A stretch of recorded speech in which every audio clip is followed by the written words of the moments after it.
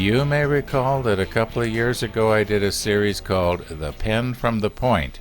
Well, that point is about as far west from my workshop as Rock Point is east. I can remember within 50 yards or so of exactly where I picked this up, on Rock Point. And Rock Point, well, this is where it is in relation to the rest of the world.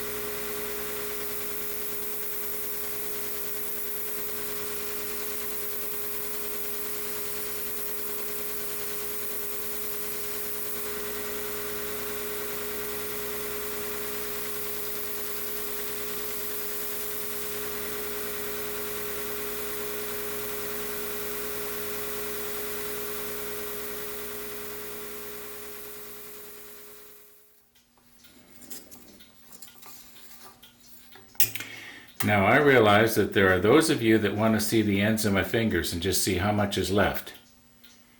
Well, all the fingerprints are still there. Not to worry. I know my fingers were too close to the belt. Now it had been my hope to make 2 of these pens. And this Glacia kit has 1 brass tube. And as you can see, if I use 2 brass tubes here, I'm going to be out in the ends here where it's not too good. Now, this crack right here, I'm pretty sure that the Illuminlight's going to be able to get forced in there. I'll use the vacuum chamber first to remove the air out. I'll do it much the same as if I was to do the cactus juice process. I have 45 minutes working time, so that's kind of nice. And yeah, so I'll remove the air out for about 10 minutes and then put it in the pressure tank for at about 125 pounds, and that should fill that crack. At least that's the plan. Anyway, I think I can get 2 pens out of it.